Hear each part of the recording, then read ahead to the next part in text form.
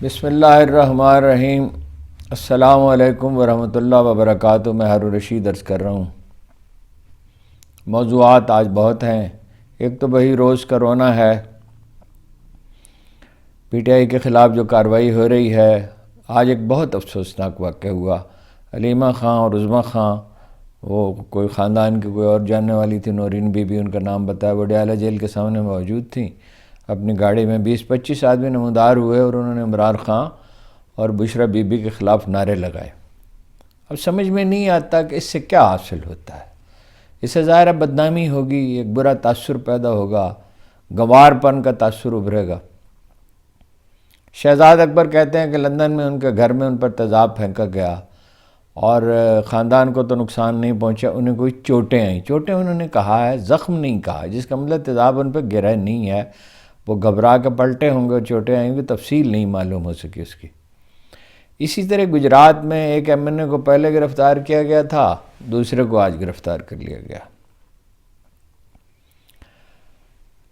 Election کے بارے میں اب یہ کہا جا رہا ہے کہ ایک ایسے اخبار نویس نے جس کی رائے کو معتبر سمجھا جاتا ہے، اور وہ اگرچہ نون لیگ سے ہمدردی رکھتے ہیں اور چاہتے ہیں کہ وہ اقتدار میں آ جائے، لیکن آج کل اس لیے زیر عتاب ہیں کہ انہوں نے کہا کہ نواز شریف صاحب کو مصالحت کی کوشش کرنی چاہیے اور چابی ان کی جیب میں ہے، اور وہ انہیں چاہیے کہ عمران خان کے ساتھ کہ مطلب رویہ بہتر ہو، یہ جو داروگیر نہ ہو، تو وہ زیر عتاب ہیں۔ اس کی وجہ سے خود ان کے اپنے اخبار میں ان کے خلاف ایک بڑی تند و تیز تحریر چھپی ہے۔ شریف خاندان کے ایک سابق کالم نگار نے جو ایک سینیٹر ہیں ان کے خلاف لکھا ہے۔ ان کا کہنا یہ ہے، ان کے تجزیے کو عام طور پہ سمجھا جاتا ہے کہ سوچ سمجھ کے وہ تجزیہ کرتے ہیں۔ انہوں نے ہی کہا تھا دا پارٹی از اوور، جب نواز شریف کے جانے کا وقت آیا تھا کہ اس کا وقت آ چکا ہے، اور نواز شریف انہیں لے گئے تھے اپنے ساتھ سینٹرل ایشیا اور پوچھتے رہے دورے پر کہ آپ نے کیوں کہا؟ انہوں نے کہا حالات بس ایسے ہیں، میرا تجزیہ یہی ہے۔ اسی طرح عمران خان کی بھی تقریباً بروقت انہوں نے پیشگوئی کر دی تھی۔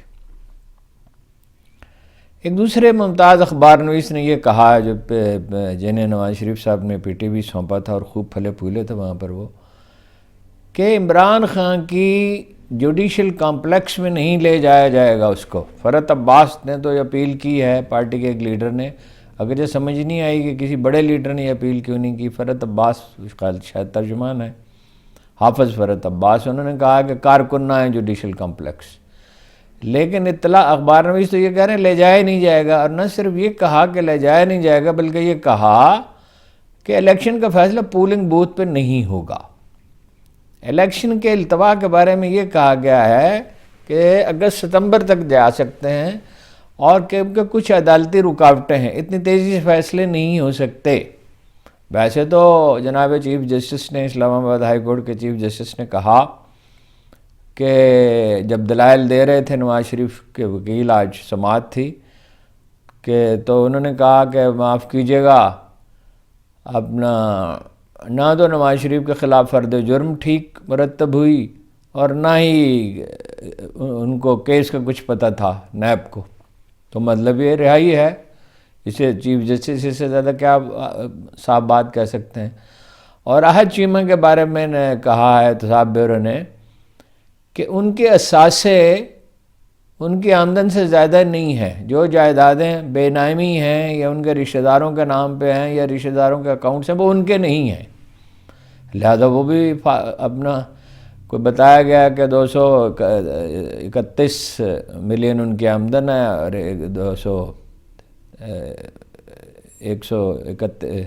213 ملین اور 131 ملین ان کے اخراجات ہیں، لہذا وہ بھی مطلب ان کا معاملہ خراب۔ نواز شریف صاحب کا بھی یہی، نیب سے پوچھ لینا چاہیے تھا مقدمہ بنتا ہے یا نہیں بنتا، تو پھر دلائل کی ضرورت نہیں ہے۔ ابھی تو کہا جاتا ہے کہ سماعت ہوگی، 4 گھنٹے دلائل دیے اور مزید دلائل دیں گے۔ ایک چیز جو ہے وہ بڑا کنفیوژن پیدا کر رہی ہے کہ روپیہ جو کہا جا رہا ہے $75 بلین آئے گا اور $100 بلین آئے گا انویسٹمنٹ کے، 75 سے $100 بلین، وہ کہاں سے آئے گا؟ اس میں ایک اخبار نویس نے کل یہ کہا، حالانکہ وہ باخبر آدمی ہیں، کہ $25 بلین میں اپنے جو ایسٹس ہیں وہ دے دیں گے ریکوڈیک کے، اور کہا جا رہا ہے کہ محمد بن سلمان کو، یعنی سعودی حکومت کو، یا وہ ذاتی طور پہ بھی لے سکتے ہیں، خیر یہ معلوم نہیں ہے، نام لیا جا رہا ہے پرنس محمد بن سلمان کا۔ صورتحال یہ نہیں ہے، یہ 1200 بلین ڈالر کے ایسٹس ہیں اور حکومت پاکستان کے حصے میں آتے ہیں 600 بلین ڈالر، اور مرکزی حکومت کے حصے میں آتے ہیں 300 بلین ڈالر، اور 300 بلین ڈالر صوبائی حکومت کے۔ لیکن وہ 300 بلین ڈالر کے ایسٹس ہیں جو نکالے جائیں گے 20 سال، 30 سال، 40 سال لگ سکتے ہیں۔ بہت جنگی بنیادوں پہ کام نہیں ہوتا، کانکنی میں بڑے مسائل ہوتے ہیں، وہ اسے بڑی پولوشن پھیلتی ہے، آبادی کو منتقل کرنا ہوتا ہے، اگر کوئی ہے ان کی ویلفیئر کا بندوبست کرنا ہوتا ہے، اس کی بڑی قیمت ہوتی ہے۔ تو 50% جو کانکنی والی کینیڈا کی کمپنی کو جائے گا تو اس میں ان کے اخراجات شامل ہیں، باقی ان کا ظاہر ہے کچھ منافع بھی ہے۔ اور وہ تو برسوں سے میں کہہ رہا تھا کہ بھائی آپ اپنی کمپنی بنا لیں، اسے فوجی انجینئر شامل کر لیں، پاکستانی انجینئر شامل کر لیں۔ بے شمار پاکستانی انجینئر جو ہیں وہ دنیا بھر میں پھیلے ہوئے ہیں، آسٹریلیا سے لے کے امریکہ تک۔ اگر کمپنی بنا لی جاتی اور اس میں فوجی انجینئر شامل ہوتے، بہت اچھے انجینئر ہیں، ان میں سے ایک کی بنائی ہوئی رپورٹ ہمیں یہ بتاتی ہے کہ سوات میں بھی سونے کے بڑے ذخائر موجود ہیں۔ تو آپ خود کرتے اور اگر 5 سال پہلے شروع کر دیتے تو کرائسس ہی ختم ہو جاتا۔ وہ تو OGDCL جو ہے اس کو ہی اگر آپ اپنا تنظیم نو کر لیتے تو بھی بہت سے مسائل حل ہو جاتے۔ گیس تو ہے وزیرستان میں، بلوچستان میں بھی گیس ہے، انرجی کا کرائسس کم ہو جاتا اگر آپ صرف تھر میں کوئلے سے بجلی پیدا کرنے کے منصوبہ کر لیتے۔ لیکن مسئلہ یہ نہیں ہے، آپ کو 25 بلین ڈالر سالانہ ادا کرنے ہیں، تجارتی خسارہ اور جناب بس جو قرضے لیے ہوئے ہیں اور قرضوں کا سود۔ اب یہ جو رکو ڈکے ہیں 150 بلین ڈالر، تو یہ جب اپنا 300 بلین ڈالر ہیں، لیکن وہ 150 اس طرح بنیں گے کہ اگر آپ 300 بلین ڈالر جو 20 سال میں اپنا آمدن ہونی ہے، اگر وہ آج لینا چاہیں تو یہ دنیا بھر کا قاعدہ ہے، اس میں کوئی خلاف قانون بات نہیں ہے کہ وہ اپنا اس کو پھر انفلیشن کا حساب لگا کے کہ اتنے % چیزوں کی قیمتیں بڑھتی جائیں گی، تو وہ حساب لگایا جاتا ہے، تو وہ مثلا فرض کیجئے 30 سال ہیں تو وہ 50% رہ گئے، اب وہ 150 بلین ڈالر رہ گئے۔ لیکن وہ 25 بلین ڈالر میں کیسے دے دیے جائیں گے جی؟ مطلب یہ ہے کہ آپ اتنے پھنسے ہوئے ہیں، اتنے مجبور ہیں کہ یہ وقت گزارنے کے لیے، پنجابی میں کہتے ہیں ڈنگ ٹپاؤ، اڈاک، انگریزی میں کہتے ہیں اڈاک ارینجمنٹ، عارضی بندوبست یہ ہے کہ وہ جیسے عمرہ ہیں، جائیداد جاتی رہتی ہے، جو بہادر شاہ ظفر کا حال تھا کہ قرض لیتے رہتے تھے اور لوگ کہتے تھے خفیہ خزانہ، کوئی خفیہ خزانہ نہیں تھا، قرض لیتے رہتے تھے۔ اچھا وہ آپ جو ہے 25 بلین ڈالر میں کیسے بیچ سکتے ہیں؟ کوئی اس کا بہتر خریدار ہو سکتا ہے، اس کے لیے انٹرنیشنل ٹینڈر ہونے چاہیے۔ اچھا زمینیں بیچی جائیں گی یا لیز پہ دی جائیں گی کچھ عرصے کے لیے، کچھ ہوائی اڈے اور ایئرپورٹس اور کچھ موٹر ویز جو ہیں وہ دے دی گئی ہیں، اور نواز شریف صاحب نے اعلان کہا کہ بھائی یہ پرائیویٹائز کرنا پڑے گا۔ پہلے مہنگے قرضے لے کے بنائیں، پھر یہ ہینڈ اوور کر دیں کسی کو، اور کوئی ان کی ضرورت نہیں تھی، قطعاً کوئی ضرورت نہیں تھی۔ بنگلہ دیش میں کون سی موٹر وے ہے اور انڈیا میں کون سی بڑی موٹر وے اب بنا رہے ہیں، وہ اب منصوبے بنا رہے ہیں۔ موٹر ویز تب بنتی ہیں جب آپ انڈسٹریل زون بنا سکیں۔ آپ نے جو کہا تھا موٹر وے لاہور اسلام آباد کی کہ اس میں 4 انڈسٹریل زون بنیں گے اور مشینری یہاں چھوڑ جائیں گے، وہ کون سے انڈسٹریل زون بنے؟ انڈسٹری سے انہیں دلچسپی نہیں ہے، انہیں دلچسپی اس سے چیز ہے جو اڈاک ارینجمنٹ ہو، فوری ہو۔ نواز شریف صاحب قرضے لیتے رہے، ڈالر کی قیمت مصنوعی طور پہ کم رکھی۔ یہ ہے جناب رکو ٹکا کے حساب۔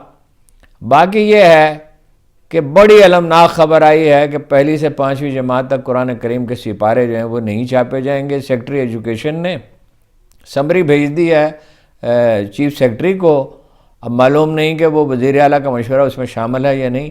1.5 ارب روپے اس پہ خرچ ہوتے ہیں اور پیسے نہیں ہیں۔ پیسے ہیں وزیر اعلیٰ کے دوروں کے لیے بہت ہے، 111 ارب روپے دیے ہیں ایم این ایز کو اور ایم پی ایس کے، نون لیگ کے، پی ڈی ایم کے لوگوں کو ترقیاتی منصوبے، جس میں سے 30-40% تو کھا لیا جائے گا۔ جب اتنی تیزی سے کام ہوتا ہے، اس میں ٹھیکیدار کا منافع ہے، وہ ترقیاتی منصوبے بنانا ایم این او اور ایم پی اے کا کام نہیں ہے، یہ منصوبہ بندی کمیشن کا کام ہے، صوبے میں بھی مرکز میں بھی۔ اور وہ کہاں بننی چاہیے، سڑک کہاں کی ضرورت ہے، اسکول کہاں ضرورت ہے، کالج کہاں ضرورت ہے، اوور ہیڈ کی کہاں ضرورت ہے، انڈر پاس کی کہاں ضرورت ہے، کھیت سے سامان سودا سلب منڈی پہنچانے کے لیے کسانوں کو کہاں ضرورت ہے، دودھ پہنچانے کے لیے، وہ تو کسی اس طرح سیاسی ترجیحات پہ تو نہیں ہو سکتا۔ لاہور پہ آپ نے 60% بجٹ یا 50% خرچ کر دیا مسلسل 10-15 سال تک، تو نتیجہ کیا نکلا؟ Second most polluted cities. آج ایک دوست سے بات کی، لاہور میں رہتے ہیں، انہوں نے کہا میں تو وزیر آباد میں ہوں۔ کیوں کہ سانس کی تکلیف ہوتی ہے، سانس کی تکلیف ہوتی ہے، پھیپھڑوں کی اور مسائل ہوتے ہیں، گلا خراب ہوتا ہے، بخار ہوتا ہے، ریزسٹنس کم ہو جاتی ہے، بچے اسپتالوں میں جا رہے ہیں، اوسطن عمر جو ہے 5-6 سال کم ہو جاتی ہے۔ سیکنڈ موسٹ پولوٹڈ سٹی دلی کے بعد۔ بس دلی میں تو آپ غور کیجئے نا، گائے اور سور پھر رہے ہیں اور بازاروں میں گندگی ہوتی ہے، ٹائلٹ کا تو وہاں کوئی تصور ہی نہیں ہے، تو اس کو اتنا فصلوں کی بھی ہے، اور گاڑیاں بھی ہیں، جو گاڑیوں سے زیادہ پولوشن تو گاڑیوں سے ہے، پرانی گاڑیاں ہیں، کیوں نہیں وہ ٹھیک ہوتی ہیں، اس پہ پابندی کیوں نہیں لگاتے، ان کو روکتے کیوں نہیں؟ انڈسٹریل جو ہیں چھوٹی چھوٹی فیکٹریاں ہیں، وہ اپنے شہر کے اندر آ گئی ہیں۔ چھوٹی سے مراد یہ نہیں کہ ایک آدھ فیکٹری ہے، بہت سی فیکٹریاں وہ شہر کے اندر آ گئے ہیں، وہ پولوشن پھیلائے، اس کا علاج نہیں کرنا۔ نواز شریف صاحب کی تقریر پہ بڑی بحث ہو رہی ہے، سیالکوٹ والی پہ بھی جاری ہے کہ جی عمران خان نے کچھ بھی نہیں کیا، ایک ایسے آدمی کو اقتدار، ایک تو وہ کہتے ہیں 5 آدمیوں نے میرا فیصلہ کیا، 2 کروڑ جج ہونے چاہیے، ہاں جی، تو میرا خیال ہے ریفرینڈم کرا لیتے ہیں اس پہ۔ ایک تصور، اگر عدالت کے فیصلے منظور نہیں ہیں تو ریفرینڈم کرا لیں، عمران خان پہ بھی ریفرینڈم کرا لیں، نواز شریف صاحب پہ بھی ریفرینڈم کرا لیں، تاکہ جو 25 کروڑ میں سے کوئی 10-12 کروڑ ووٹر ہیں تو وہی فیصلہ کر دیں۔ لیکن جب وہ یہ کہتے ہیں اس نے کچھ کیا ہی نہیں گالم گلوچ کے سوا، گالم گلوچ میں تو خیر آپ کسی سے کم نہیں ہیں، آپ نے یہ رسم شروع کی تھی، بے نظیر بھٹو کی تصویریں چھاپی تھیں، ان کی والدہ کی چھاپی تھیں اور جہازوں سے گرائی تھی۔ گالم گلوچ میں تو یہ ہے کہ ان کے ساتھ حامی زیادہ ہیں، ان کے پاس رضاکار زیادہ ہیں، لہذا ان کا دباؤ زیادہ ہے۔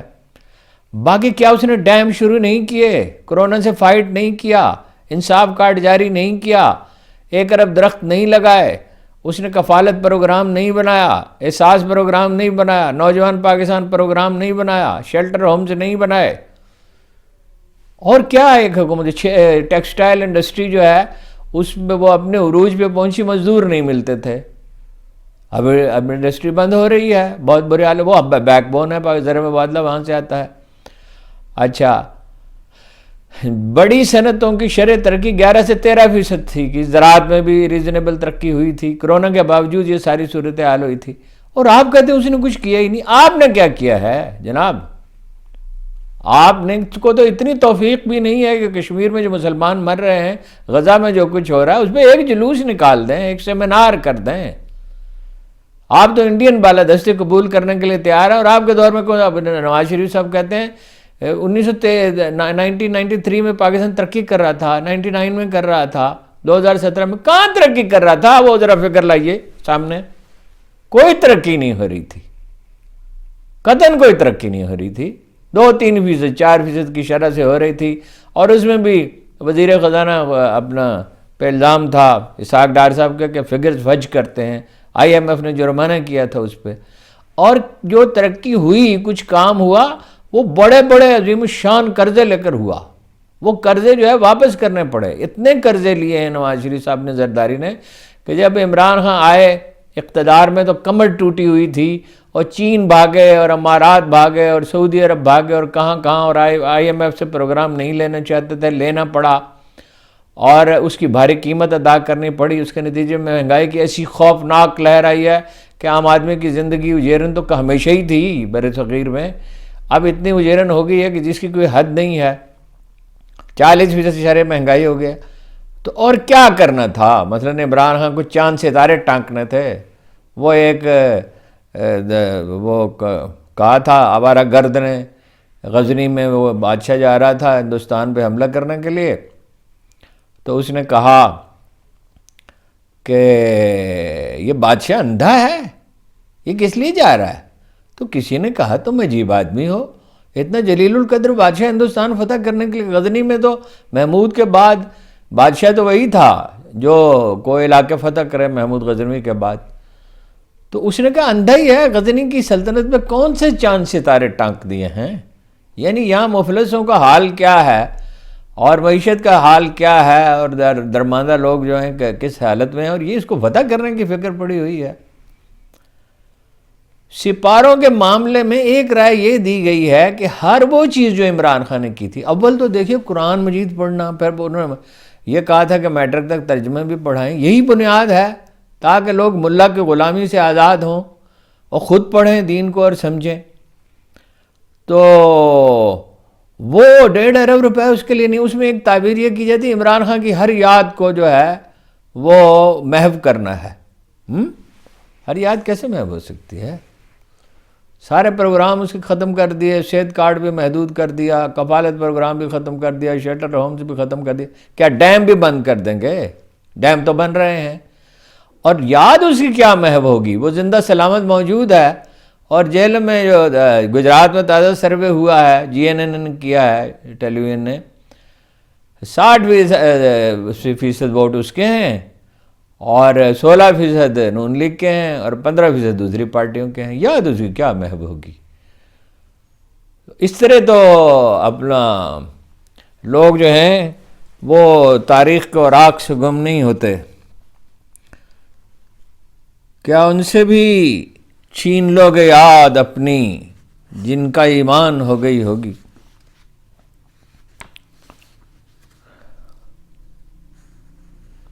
پرویز خٹک کہتے ہیں اچھا یہ کہا گیا ہے کہ الیکشن ملتوی کیے جائیں گے تو دونوں بڑی پارٹیوں کو اعتراض نہیں ہوگا، تیسری کو بھی اعتراض نہیں ہوگا، تو بڑے زیادہ وکیل ہیں فضل الرحمان۔ شاہد خاقان عباسی کہتے ہیں کہ یہ سپر لاڈلا جو ہے، سپر پلس لاڈلا انہوں نے کہا، اور یہ جو جس طرح سے الیکشن ہو رہے ہیں یہ تو اس الیکشن کا تو کوئی فائدہ ہی نہیں ہے، تو اس کا کوئی نتیجہ نہیں نکلے گا۔ یہ الیکشن وہ بڑی نرم زبان استعمال کرتے ہیں، کہتے ہیں مشکوک ہوں گے۔ مشکوک کیا ہوں گے؟ بے معنی ہوں گے، مشکوک نہیں، بے معنی ہوں گے۔ اس لیے اب بہت سے مبصرین یہ کہہ رہے ہوں گے ہی نہیں الیکشن، کیونکہ بہت بڑے پیمانے کی دھاندلی دیکھ کرک میں جہاں 600 آدمی پہ مقدمہ درج ہوا جلی صدر سمیت، خیبر پختونخوا میں، ایبٹ آباد کے گاؤں میں، دیر بالا میں اور کرک میں، کہاں کہاں جو ہے وہ پولیس ناکام ہو گئی اجتماع روکنے میں، اس سے پینک پیدا ہوا ہے۔ اور وہ کہتے ہیں جمعیت علماء اسلام میں پرویز خٹک نے کہا ہے اور اس میں اتحاد ہو جائے گا نون لیگ میں۔ اچھا ایک بڑی خبر میں بھول ہی گیا، زرداری صاحب نے بیٹے کو منا لیا اور مطلب خاموشی ہو گئی ہے، لیکن نقصان جو ہونا تھا وہ ہو چکا، ڈی موٹیویٹ تو وہ ہو گیا، جو مہم وہ ڈیولپ کرنا، میرا نہیں خیال اب اس میں توانائی باقی ہو، توہین تو اس کی بہت ہوئی ہے، اور اختلافات سیریس ہیں، مطلب یہ ہے کہ ظاہر ہے وہ باپ کے خلاف بات تو نہیں کر سکتا، اور زرداری صاحب نے اپنی اتھارٹی بھی شو کر دی۔ اس کے پیچھے ایک بیسک اصول ہے، اس کو سمجھنا چاہیے۔ کل بھی میں نے عرض کیا تھا، ایک محل میں 2 بادشاہ نہیں رہ سکتے، ایک گدڑی میں 2 فقیر سو سکتے، ایک گدڑی میں 2 فقیر، ایک محل میں 2 بادشاہ نہیں رہ سکتے۔ آپ کو یاد ہے کہ محترمہ بے نظیر بھٹو نے والدہ کو پارٹی سے نکال دیا تھا اور ان پہ فائرنگ کی گئی تھی جب وہ اپنا وہاں مزار پہ گئیں بھٹو کے، کیونکہ وہ مرزا بھٹو سے ہمدردی رکھتی تھی۔ مرزا بھٹو بھی ایک عجیب کیس تھا، اس پہ کبھی بات کروں گا۔ وہ جانشین بننا چاہتا تھا، اسے گوارا نہیں تھا کہ بہن اقتدار میں ہو، اور زرداری صاحب سے وہ چڑھتا تھا، تو ان پہ فائرنگ کی، تو انہوں نے کہا یہ تو ضیاء الحق سے بھی بدتر ہے، اس سے سخت بات تو وہ نہیں کہہ سکتی تھی۔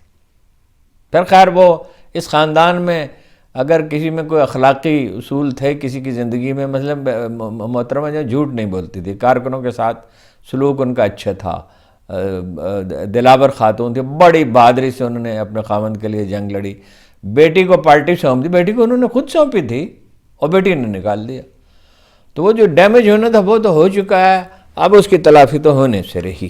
ہاں جی،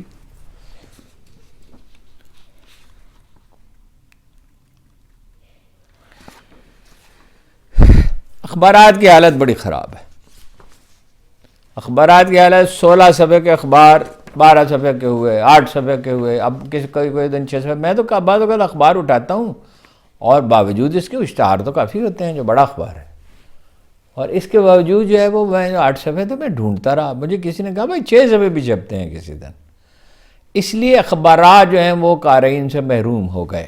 اخبار کو ٹی وی دیکھ سکتے ہیں، اور ٹی وی میں بھی لوگ جو ہیں وہ کرنٹ افیئرس کے پروگرام کم دیکھنے لگے. وہ تو خیر چونکہ اس کی کوئی ادائیگی نہیں کرنی پڑتی ہے، ایک ہی فیس ہوتی ہے. ٹی وی جو ہے ان کے اشتہارات کے نرخ بھی کم ہو گئے، معیشت کی حالت بھی اچھی نہیں ہے تو بازار سے بھی اشتہار کم ملتے ہیں. اگر آزادی ہو تو ٹی وی کے چینلز کے پھلنے پھولنے میں کوئی رکاوٹ نہیں ہے، مگر آزادی تو نہیں ہے. اب لوگ تو چلے گئے سوشل میڈیا پہ. اب پلان یہ ہو رہا ہے سوشل میڈیا پہ کریک ڈاؤن ہو، مگر سوشل میڈیا پہ $3-4 بلین کا نقصان ہو جائے گا. اس لیے فیصلہ یہ ہے کہ جو لوگ ہیں جو گالی والی دیتے ہیں، گستاخی کرتے ہیں، گالی تو نہیں دینی چاہیے. میں تو یہ بات کہتے کہتے تھک گیا. بھائی تنقید کریں، دلیل کے ساتھ تنقید کریں، اسی کا وزن ہوتا ہے. اور جو لوگ ناپسند ہیں، ایک تو وہ ہے نا جو گالی دینے والے ہیں، ایک وہ ہے جو ناپسند ہیں، تو ان پہ مقدمات چلیں گے، ایف آئی اے بلائے گی، تنگ کیا جائے گا. مگر آپ کتنا شکنجہ اس زمانے میں تنگ کر سکتے ہیں؟ تنگ بھی کر لیں. دیکھیے میں نے جن 2 اخبار نویسوں کی مثال دی ہے، جس نے ایک نے کہا الیکشن ملتوی ہو جائیں گے اور اگست ستمبر تک ہو سکتے ہیں، دوسرے نے کہا پولنگ بوتھ پہ فیصلہ نہیں ہوگا. ویسے اعتزاز حسن نے یہ کہا ہے کہ اگر جیل ہی میں ٹرائل ہوگا تو اس کے لیے آئین میں ترمیم کرنی پڑے گی. اس زمانے میں کتنا شکنجہ آپ کر سکتے ہیں؟ سوشل میڈیا پہ وہ وزیر داخلہ صاحب نے فرمایا کہ آگ کی ایک دیوار کھڑی کر دینی چاہیے. کیا اس کے لیے انگریزی میں اصطلاح استعمال، مطلب یہ فائر وال، مطلب مراد یہ ہے کہ بھئی جو ناپسندیدہ جو چیزیں ہیں وہ روک دی جائیں. ضرور روک دیں، مگر ایک بات یاد رکھیں، قومیں آزادی میں پھلتی پھولتی ہیں. اگر آزادی ہوتی، امن ہوتا، استحکام ہوتا.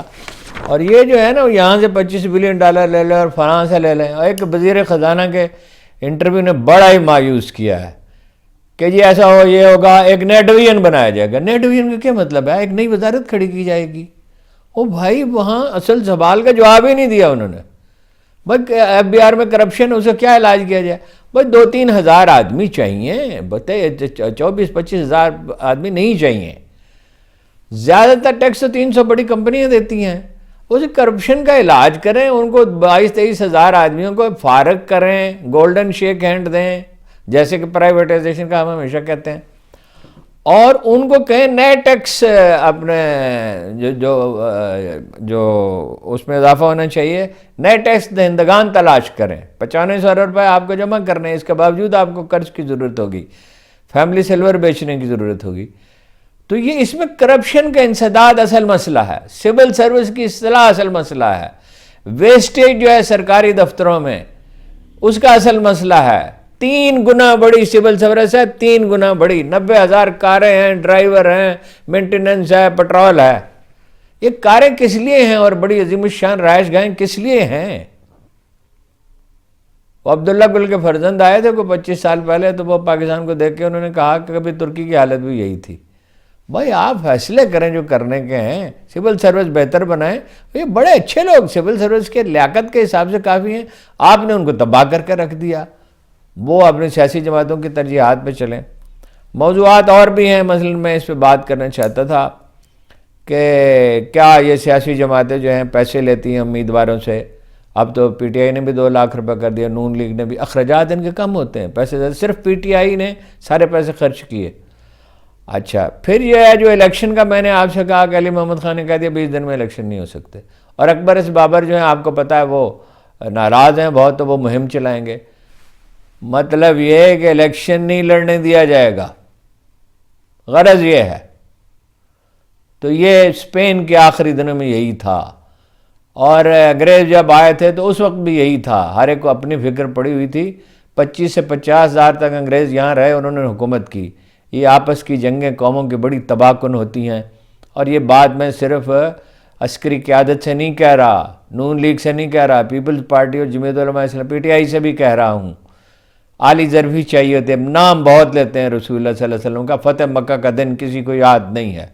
صلاح الدین ایوبی کا ذکر بڑا بہت ہوتا ہے، مگر یہ یاد نہیں ہے کہ اس نے سب کو معاف کر دیا تھا اور بعد کا جزیہ بھی خود ادا کیا تھا. عالی ظرفی سے، تحمل سے، حکمت سے مسئلے حل ہوتے ہیں. آج بس اتنا ہی. آپ کا بہت بہت شکریہ.